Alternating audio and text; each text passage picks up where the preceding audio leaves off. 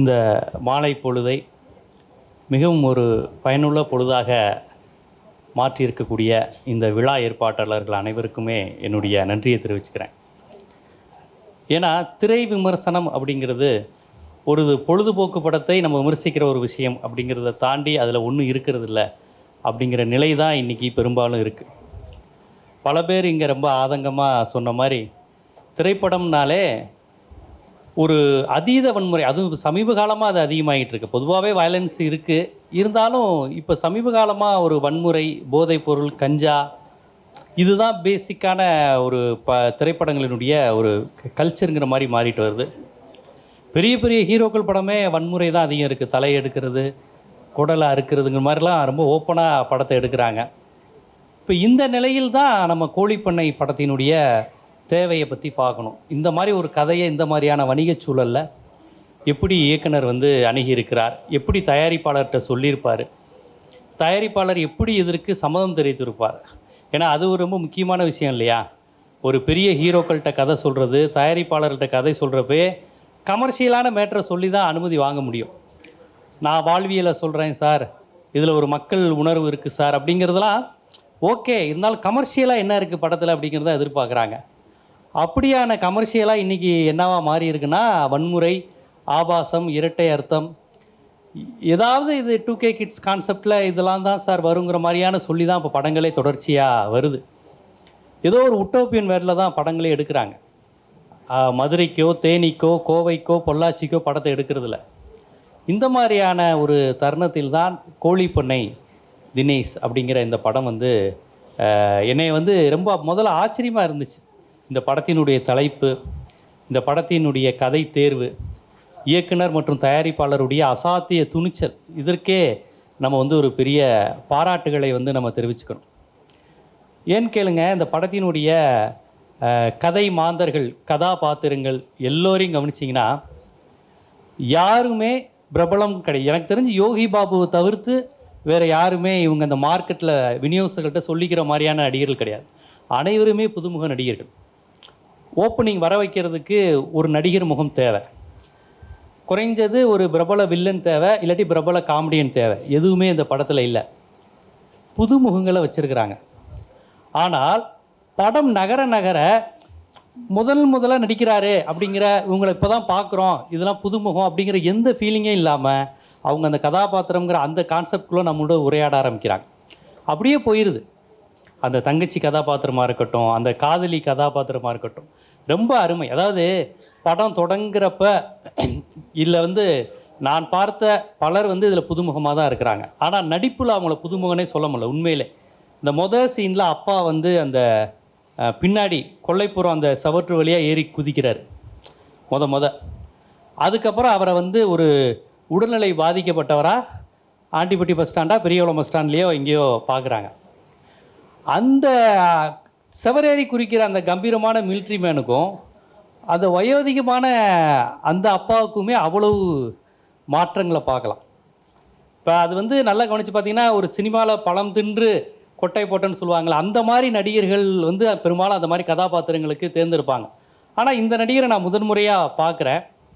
ஆனால் அந்த ரெண்டு சீன் வந்தாலுமே அந்த முதல் சீனுக்கும் இந்த ஒரு சீனுக்கும் வேறு மாதிரி தன்னை மாற்றிருப்பார். எனக்கு ரொம்ப ஆச்சரியமாக இருந்தது. ஏன்னா புதுமுகங்கள் இந்த மாதிரி நம்ம மனசுங்கிறது இயல்பாகவே அடிக்கடி பார்க்குறவங்கள தான் ரசிக்க தோணும். அடிக்கடி நீங்கள் பார்த்துட்டிங்கன்னா உங்களை ஒருத்தருக்கு பிடிச்சிரும்.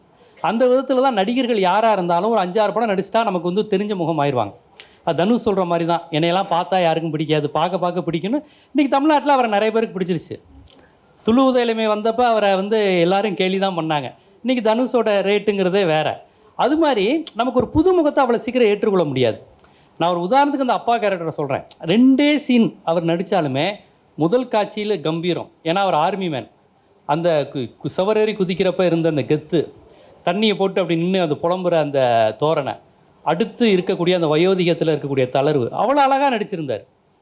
அதற்கு பிறகு பார்த்தீங்கன்னா கதாநாயகன். நான் ஜீவா டுடேயில் ஜீவா சினிமாவில் சுபேர்கிட்ட அதை பேட்டி எடுத்தப்போ அவர் அப்போ பார்த்துட்டார். நான் அப்போ படம் பார்க்கல. எப்படிங்க ஹீரோலாம் எப்படிங்கன்னா, ஹீரோ இயல்பாக நடிச்சிருக்காருனோன்னு அப்போ கேட்டேன் நான், எப்படி என்ட்ரி எப்படி இருக்குது, மாசாக இருக்கா, டிடிஎஸ் சவுண்ட்லாம் வருமா ஹீரோ வரும்போது, காலை ஃபஸ்ட்டு காமிக்கிறாங்களா எப்படி அப்படி எப்படின்னு. சுபேர் அப்படிலாம் இல்லைங்க, சும்மா ஒரு கோழி இதை எடுத்து இப்படி வெட்டுற மாதிரி காமிக்கிறாங்க அப்படின்னாரு. அப்போ கதாநாயகன் அப்படின்னு அவங்க முடிவு செய்தவுடன் இந்த பையன் ஸ்டார்டிங்கில் பையனுடைய முகத்தை காமிச்சானா கைத்தட்டுறாங்களோ இல்லையோ, படம் முடிஞ்சு போகிறப்போ ஒரு நல்ல கதாநாயகன் தமிழ் சினிமா கிடச்சிட்டாங்கன்னு கண்டிப்பாக சொல்லுவாங்கன்னு. உண்மையிலேங்க. அப்போ அவர் என்னோட கொஞ்சம் வயது கம்மியாக தான் இருப்பார்னு நினைக்கிறேன். அந்த தம்பி வந்து அவ்வளோ அழகாக ஒரு தேனி மாவட்டத்தில் இருக்கிற ஒரு பையன், அம்மா அப்பா ஒரு மீறி. அது மட்டும் இல்லாமல் அந்த பையனுடைய கதாபாத்திரம் வந்து பெரிய இசங்கள் கிடையாது, கம்யூனிசம் புரட்சி பேசுகிற இயல்பான ஆள் தான். ஆனால் ரொம்ப நேர்மையாக இருக்கிறாரு, உண்மையாக இருக்கிறாரு. அவருக்கு எதுவுமே கிடையாது, சாதி சனம் சொந்தன்னு. தனக்கு இருக்கிற உறவுகளில் நேர்மையாக இருக்கிறார், யாரையும் ஏமாத்திடக்கூடாது. அந்த கொள்கையில் அவர் அந்த அளவுக்கு ஒரு கௌரவமாக அதை மெயின்டைன் பண்ணக்கூடிய கேரக்டரு. அவ்வளோ சின்ன வயசில் அவ்வளோ கனமான பாத்திரத்தை அவர் அற்புதமாக பண்ணியிருக்கார். இதுக்கு முன்னாடி அவர் என்ன படத்தில் நடித்தார்னு கூட எனக்கு தெரியாது, இதுதான் புதுமுகம்னு நினைக்கிறேன். அவ்வளோ அழகாக பண்ணியிருக்காரு. அதுவும் அந்த அவருடைய ஹேர் ஸ்டைல் பாருங்களேன். ஊர் பக்கம், இந்த மதுரை தேனி பக்கம்லாம் ஒரு 3 வாரத்தில் வெட்ட வேண்டிய முடியை வெட்டாமல் விட்டுருவாங்க. இந்த சைடெலாம் சுறுசுறுலாக இருக்கும் தெரியுமா, ஊர் சைடு. இந்த ஸ்கூலுக்கு முடி வெட்டாமல் பசங்க போயிடுவாங்க, முடி வந்து நிறையா வளர்ந்து சைடில் வளர்ந்து இந்த பக்கம் கொஞ்சம் சுறுசுறும். அதில் பாருங்கள், நம்ம ஹீரோவை பார்க்கும்போது அந்த தோற்றம் வரும். ஏன்னா ஊர் சைடு இப்படி இருப்பாங்க. ஏன்னா அவர் வந்து ஒரு சிக்கன் கடை தான் இது பண்ணுறாரு, ரொம்ப ப்ராப்பராக ஹேர் கட் பண்ணியிருக்கணும்னு அவசியம் கிடையாது. அது ஒரு இயல்பாக ஹேர் கட்டு நல்லா கொஞ்சம். நான் கூட ஒரு 2-3 சீனியாவது அதை மாற்றுவாரான்னு பார்த்தேன், மாற்றலை. ஏன்னா படத்தில் வந்து கதாநாயகன் வந்து ஆஸ்திரேலியா அமெரிக்காவுக்கு போகலையே, டூயிட் சாங் பாட வேண்டிய அவசியம் இல்லை, ஒரு பாட்டுக்காக கெட்டப் மாட்ட வேண்டிய அவசியம் இல்லை. பெரியகுளம், ஆண்டிப்பட்டி, ஜெயமங்கலம், உசிலம்பட்டி பஸ் ஸ்டாண்டை தாண்டல, அப்படி தானே?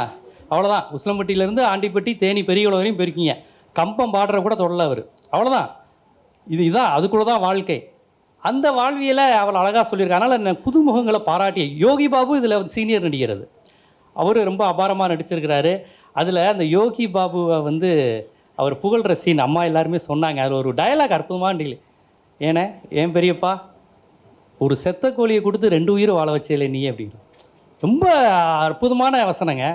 ஒரு செத்த கோழியை கொடுத்து 2 உயிரை வாழ வச்சிட்டே நீ. உனக்கு அது செத்த கோழியாக இருக்கலாம், ஆனால் 2 உயிர்களை வாழ வச்சிச்சு அப்படின்னு. அதில் அந்த டைலாக்லாம் ரொம்ப அற்புதமான டைலாக். ஆனால் சுபேர் என்னை பேட்டி எடுக்கும்போது குடும்ப உறவுகள் மறந்து போயிடுச்சு, அதை நினைவுபடுத்துகிற படம்னாரு. ஆனால் நான் படம் பார்த்ததுக்கப்புறம் அப்படி நான் சொல்ல மாட்டேன். இது குடும்ப உறவுகளை கொண்டாடுகிற படம் கிடையாது. அம்மானா வசதி, அப்பானா வசதி, என்ன இருந்தாலும் நம்ம குடும்பம் மாதிரி வருமானு அப்படி சொல்கிற படம் கிடையாது. இது கம்யூனிச சிந்தனையோடு குடும்பங்கிற அமைப்பு, அதுகிட்ட எச்சரிக்கையாக இரு. குடும்பம் தாண்டி உனக்கு ஒரு சமூக உறவு இருக்குது, ஒவ்வொரு மனிதனுக்கும் குடும்பத்தில் ஒன்றும் கிடையாதுன்னு சொல்லக்கூடிய ஒரு கம்யூனிசம் பேசுகிற படம்.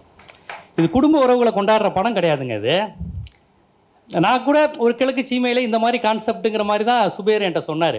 ஆனால் இது நீங்கள் நினைக்கிற மாதிரி சும்மா அது ஒரு அண்ணன் தங்கச்சி படம், கடைசி காலத்தில் என்ன இருந்தாலும் அம்மா அப்பாவை கூட்டி வந்துட்டான் அப்படி எடுக்காதீங்க. அந்த யோகி பாபுட்ட கதாநாயகன் சொல்கிறது தான் உண்மை. இந்த ரத்த பந்தம் என்ன இருந்தாலும் எங்கள் அம்மா அப்பா இதெல்லாம் உண்மை கிடையாது. எனக்கு நீ செத்த கோழி கொடுத்து வாழ வச்ச பாரு, உன்னை தவிர எனக்கு வேற கிடையாது. உனக்கு முன்னாடி நான் செத்துட்டா நீ எனக்கு குள்ளி வை. எவனா சொந்தக்காரன், ஜாதிக்காரன், அம்மா எப்படி இருந்தாலும் இப்படிலாம் எவனையும் விடாதுங்கிறாப்புல. அப்போ ஒரு மனிதனுக்கு குடும்பங்கிற அமைப்பு தான் சாதியை காப்பாற்றுது. சாதியை எதிர்க்கிறேன், நான் குடும்பத்தை பாதுகாக்கிறேன், குடும்பம் ஒரு புனிதம்னு சொன்னால் அதை விட முட்டாள்தனம் எதுவும் கிடையாது. அதனால் குடும்பங்கிற அமைப்புக்கும் சாதிங்கிற அமைப்புக்கும் வித்தியாசம் கிடையாது. குடும்பங்கிற அமைப்பு தான் ஆணாதிக்கத்தை சொல்லித்தருது, பொம்பளை இப்படி இருக்கணும்னு சொல்லித்தருது, இவங்கெல்லாம் நம்ம ஆளுகன்னு சொல்லித்தருது, புரட்டாசி மாதம் நம்ம ஆளுக கறி சாப்பிடக்கூடாதுன்னு சொல்லித்தருது. இதெல்லாம் யார் சொல்லித்தரா? தெருவுலேருந்து இருக்கிறவங்க சொல்லித்தரான்? ஸ்கூல்லையா சொல்லித்தரான்? ஃபஸ்ட்டு உங்கள் அம்மா தான் சொல்லி தருவாங்க. ஜாதினா என்ன, நம்ம ஆளுகனா யார், நம்ம சாமி யார், நம்ம யாட்டெல்லாம் பழகுன்னு சொல்லித்தரது யார்? உங்கள் புனிதத்தாய் தெய்வத்தாய் தான். தெய்வத்தாய், உங்கள் சொந்தக்காரன், இவங்க நம்ம ஆளுக, இதெல்லாம் சொல்லித்தரது யார்? குடும்பம். இதை எதிர்த்து இந்திய துணைக்கண்டத்திலே பேசிய ஒரே தலைவர் தந்தை பெரியார் தான். தத்துவார்த்த ரீதியாக ஏங்கல்ஸ் புத்தகம் எழுதியிருக்கலாம், குடும்பம் தனிச்சொத்து அரசுன்னு. ஆனால் இன்றைக்கி அதை ரொம்ப வெளிப்படையாக குடும்பம், திருமணம் இது எல்லாமே ஆண்களுக்கானது, பெண்ணடிமைத்தனமானதுன்னு பேசின ஒரே தலைவர் பெரியார் தான். ஸோ இந்த படத்தில் அந்த அரசியல் இருக்குது. ஆனால் அவர் எதையுமே பரப்புரை செய்யலை படத்தில். அவர் வாழ்வியலை தான் சொல்கிறார். போகிற போக்கில் இந்த அரசியல் எல்லாவற்றையும் ரொம்ப அழகாக அந்த படம் சொல்லியிருக்கு. படத்தில் அழகான ஒரு சாதி மறுப்பு இருக்குது. ஆனால் படம் எங்கும் பிரச்சாரம் கிடையாது.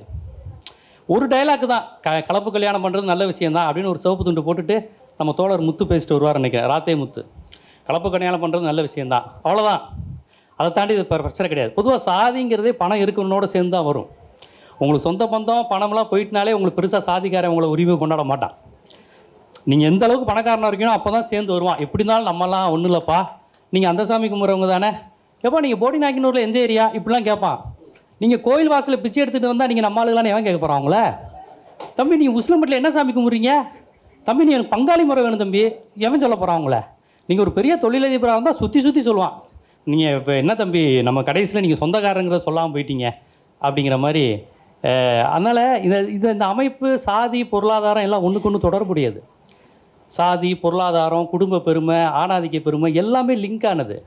அதனால தான் பெரியார் எல்லாத்தையும் உடைக்க சொன்னார். திருமணத்தில் ஒரு புனிதமும் கிடையாது, குடும்பத்தில் ஒரு புனிதமும் கிடையாது, அம்மா அப்பா எங்கள் இதுலேருந்து தான் தப்புகள் தவறுகள் இந்த சாதி பெண்ணடிமைத்தனம் தொடங்குதுன்னு சொன்னார். ஆனால் இந்த படத்தில் வந்து இது குடும்ப உறவுகளை பேணுகிற படம் இல்லை.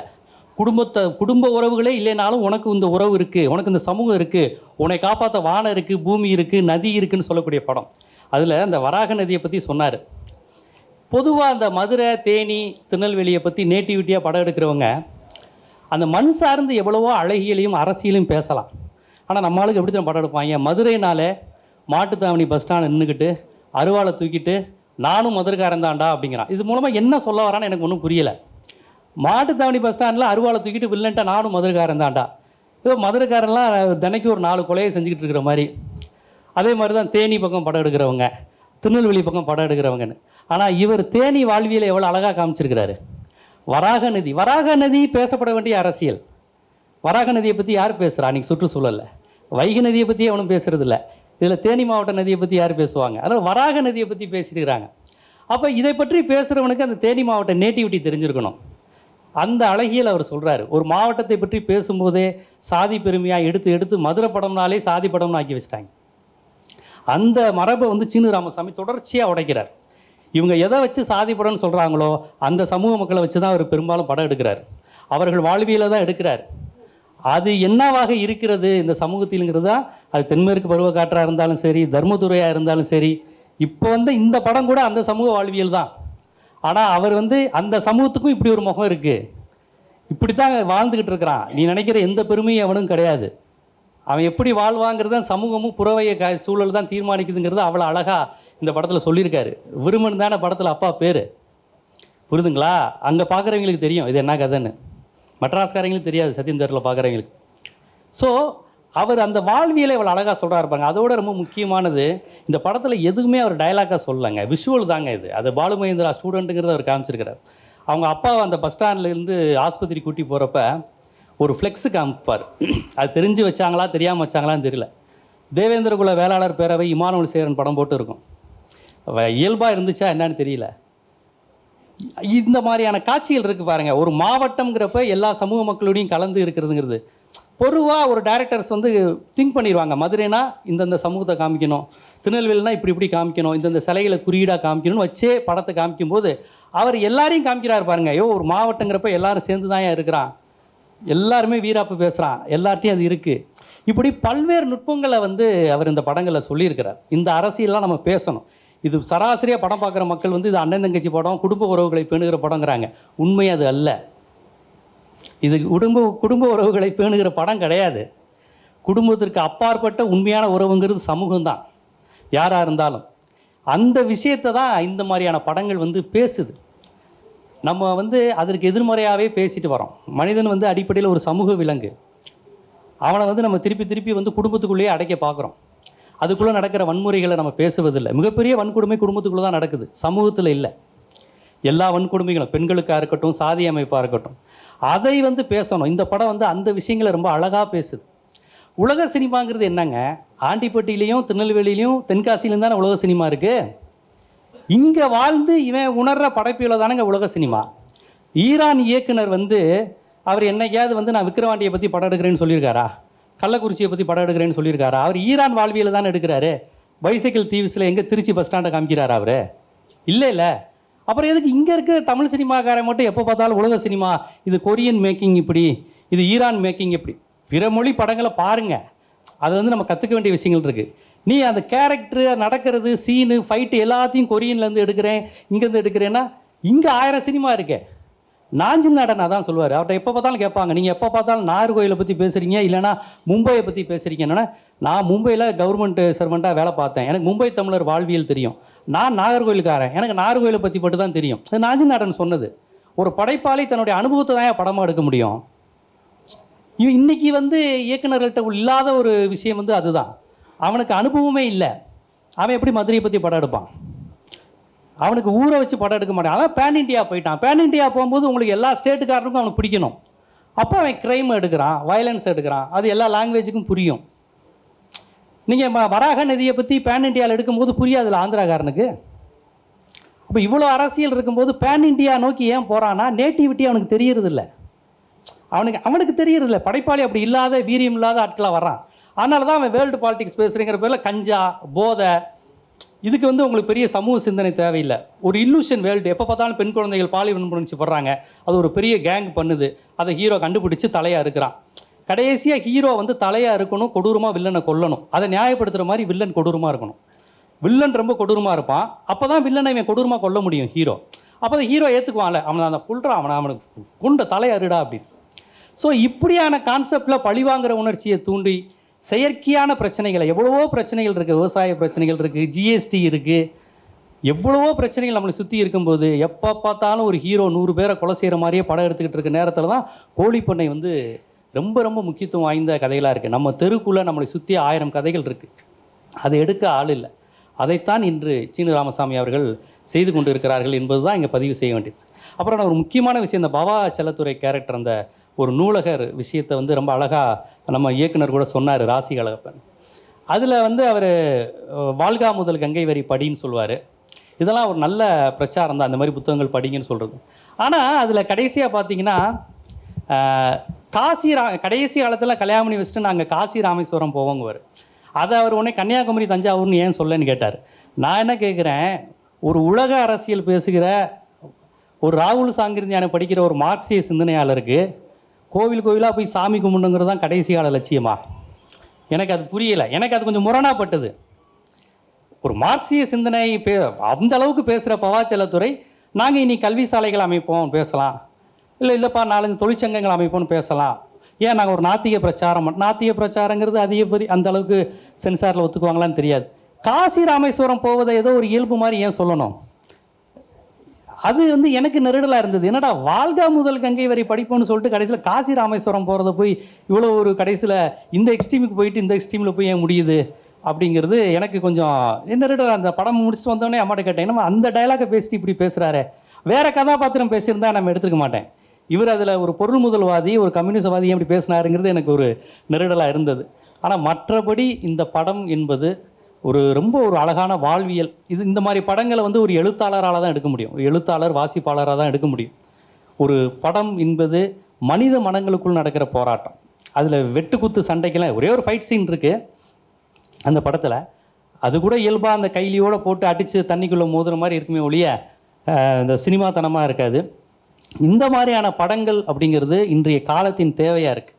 ஏன்னா அந்த 75களில் பார்த்தீங்கன்னா பாரதிராஜா, பாலு மகேந்திரா, மகேந்திரன்னு அந்த வேறு மாதிரி காலகட்டம் வந்தது. ஒரு மாதிரி பூனா ஒரு கேள்விக்குரிய 6லிருந்து 60 வரை ஒரு இன்னும் சொல்லப்போனால் விமன் சென்ட்ரிக் படம். அவள் ஒரு தொடர்கதை, 16 வயது நிலைன்னு ஒரு இயல்பான கதாபாத்திரங்களோட படங்கள் வர ஆரம்பிச்சிச்சு. அது எம்ஜிஆர் ஃபீல்டை விட்டு போகிற சமயம் 75, 77ன்னு அவர் தீவிரமாக கட்சி தொடங்கி நடத்திக்கிட்டு இருக்க சமயத்தில் தமிழ் சினிமா ஹீரோயிசத்துலேருந்து விலகுச்சு. எம்ஜிஆர் விலகிற டயத்தில் ஹீரோயிசத்துலேருந்து விலகி ரஜினி கமல் படங்கள் ரொம்ப நல்லா வந்துக்கிட்டு இருந்தது. அதுக்கப்புறம் ஏவிஎம் முரட்டுக்காலை வந்துச்சு. தமிழ் சினிமா ட்ரெண்டு பயங்கரமான ஒரு ஹீரோயிசத்தை நோக்கி போயிடுச்சு. அதுக்கப்புறம் முரட்டுக்காலை, சகலகலா வல்லவன்னு ரஜினி கமல் 2 பேரும் போட்டி போட்டுக்கிட்டு கமர்ஷியல் உலகத்துக்குள்ளே போயிட்டாங்க. அதுக்கப்புறம் வந்து தமிழ் சினிமா திருப்பி அந்த ட்ரெண்டுக்குள்ளேயே வரலை. ஒரு ஜானி வரலை, ஒரு 3ஆம் பிறை வரலை. பாரதிராஜா அவ்வப்போது அவரோட ஸ்டைலை கொடுத்துக்கிட்டு இருந்தார். அவரும் அப்பப்போ கொடி பறக்குது அது இதுன்னு போயிட்டார், கொஞ்சம் லைட்டாக மாறினார். இருந்தாலும் அவர் கடைசி வரையும் அவர் ட்ரெண்டில் கரெக்டாக தான் இருந்தார். அப்படி ஒரு மாறிக்கிட்டு இருக்க ட்ரெண்டை இன்றைக்கி சீனு ராமசாமி போன்றவர்கள் மீண்டும் அந்த 75களில் இருந்த மகேந்திரன் காலகட்டம், அந்த உதிரி பூக்கள் காலகட்டத்தை நோக்கி போங்க. ஏன்னா அந்த படங்கள்லாம் வெற்றி படங்கள் தான். நீங்கள் நினைக்கிற மாதிரி அந்த படங்கள்லாம் ஓடாத படங்கள் கிடையாது. இன்றைக்கி வரையும் பேசுகிற படம் தான். ரஜினி 1000 கமர்ஷியல் படம் நடித்தாலும் உங்களுக்கு பிடிச்ச படம் இது வரையும் என்ன படம் கேட்டால் முள்ளு மலர் தான் சொல்கிறாரு ஒழிய போக்கிரி ராஜா, தனிக்காட்டு ராஜா, அதிசய பிறவி தான் எனக்கு ரொம்ப பிடிச்ச படம்லாம் அவர் சொல்லவே இல்லை. கமர்ஷியலாக ஹிட்டு கொடுத்த எந்த படத்தையும் ரஜினி சொல்லலை. இன்றைக்கி வரையும் எனக்கு முள்ளு மலரும் தான் சொல்கிறார். நேற்று வேட்டையன் மியூசிக் ட்ரெய்லரில் கூட முள்ளு மலரத்தை பற்றி தாங்க ரஜினி பேசியிருக்காரு. சமீபத்தை ஹிட்டு கொடுத்த பேட்டை, தர்பார், ஜெயிலர்லாம் பேசலை. அதில் கூட பயந்து போய் சொல்லியிருக்காரு. லோகேஷ் கனகராஜ், நெல்சன் மாதிரிலாம் கூட வேணான்ருக்காரு அந்த ஞானவேல்கிட்ட. அவர் சொன்ன வார்த்தை, நான் சொல்லலை. அந்த ஸ்டைல் வேணாங்க எனக்கு, ஞானவேல்கிட்ட கொஞ்சம் வேறு மாதிரி எடுங்க அப்படின்னு இருக்காரு. ஏன்னு சொல்கிறேன்னா, இந்த மாதிரி படங்கள் தாங்க நிற்கும். இந்த மாதிரி படங்கள் இன்றைக்கி தேட்டரில் எவ்வளோ நாள் ஓடுதுங்கிறதுல, சினிமா வரலாற்றில் கடைசி வரை சினிமா மாணவர்களுக்கு இது எத்தனை காலம் ஓட்டி காட்ட போகிறாங்கங்கிறது தான் முக்கியம். அதுதான் அந்த ட்ரெண்டை தான் நான் இப்போ எதிர்பார்க்குறேன். இப்போ ஒரு உருவாக்கி வைத்திருப்பது ஒரு மரபை உடைத்து அடுத்த மரபை கொண்டு வரார். அந்த மகேந்திரன் காலகட்டம், பாலுமகேந்திரா காலகட்டம் மாதிரி தான். எத்தனையோ கமர்ஷியல் படங்கள் அந்த நேரத்துக்கு ஓடி இருக்கும். அடுத்து இல்லாத இடம் தெரியாது. ஒரு ஜானி இன்றைக்கி வரையும் ரஜினி முதற்கொண்டு எல்லாரும் பேசுகிறாங்க. ரங்காவை யாராவது பேசுகிறாங்களா? ரங்கா ரஜினி நடித்த படத்தில் நல்ல படம் யாராவது பேசுகிறாங்களா? ரெண்டுமே ரஜினி நடித்த படம் தான். ஸோ இந்த கோழிப்பண்ணையினுடைய தாக்கங்கிறது தமிழ் சினிமாவை மீண்டும் அந்த ஆரோக்கியமான சூழலை நோக்கி கொண்டு போய்கிட்டு இருக்கு. இப்படி ஒரு படம் எடுத்தால் அது தொடர்ந்து வருங்க. இது ஒரு ட்ரெண்டுங்க. தமிழ் சினிமா என்றைக்குமே ட்ரெண்டை நோக்கி தான் போகும். வேற ஒன்றும். ஒரு பேய் படம் வந்துச்சு ஒரு 15 வருஷத்துக்கு முன்னாடி, லாரன்ஸ் எடுத்து, முனி, காஞ்சனான்னு. 15 வருஷமாக பேய் படம் தான் எடுத்துக்கிட்டு இருக்காங்க. அந்த ட்ரெண்டு எனக்கு தெரிஞ்சு அந்த லாரன்ஸ் ஆரம்பித்தார் காஞ்சனா முனின்னு. அது ஹிட் ஆனோன்னா முனி 1, முனி 2, முனி 3, காஞ்சனா 1, காஞ்சனா 2ன்னு. அப்புறம் சுந்தர்சி அவர் நல்லா மேட்டுக்குடி உள்ளத்தை அழுத்தான்னு கார்த்திகை வச்சு நல்லா கமர்ஷியலாக எடுக்கிறாரு. அவரும் பேய் படத்தில் இறங்கிட்டார். இது நல்லா இருக்கே ஒரு ட்ரெண்ட். ஒரே ஒரு அரண்மனை பங்களா தான். தமனா ஹன்சிகான்னு மாறிக்கிட்டே இருப்பாங்க. ஆனால் கதை பேய் கதை தான், ஒரே அரண்மனை தான். ஒரு ட்ரெண்டு உருவாச்சுன்னா அந்த ட்ரெண்டு முன்னாடியே போகிறது தான். அது மாதிரி இப்படி ஒரு ட்ரெண்டை நீங்கள் உருவாக்குங்க. கண்டிப்பாக தொடர்ந்து இயக்குநர்கள் வர தயாராக இருக்கிறாங்க. நல்ல இயக்குநர்கள் சமகாலத்தில் வந்துக்கிட்டு இருக்கிறாங்க. மக்கள் பிரச்சனையை பேசணுங்கிற துடிக்கின்ற இளைஞர்கள் இயக்குநர்களாக வந்துக்கிட்டு இருக்கிறப்ப சீனு ராமசாமிலாம் கண்டிப்பாக அதுக்கு ஒரு முன்னத்தி ஏறாக இருந்து கொண்டு இருக்கிறார். அப்படி ஒரு படம் தான் இது. புதுமுகங்களை வைத்தே இவ்வளோ அற்புதமான படத்தை பண்ணியிருக்கிறாங்க. இந்த புதுமுகங்களுக்கும் இனி அடுத்தடுத்து மிகப்பெரிய வாய்ப்பு கிடைக்க போகுது. காரணம், இந்த படம் தமிழ் சமூகத்தில் ஏற்படுத்தியிருக்கக்கூடிய தாக்கம் என்பதை கூறி, இது போன்ற வாய்ப்புகள், இது போன்ற விழாக்கள் அதிகம் நடத்த வேண்டும் என்பதையும் நான் மீண்டும் பதிவு செய்கிறேன். நன்றி.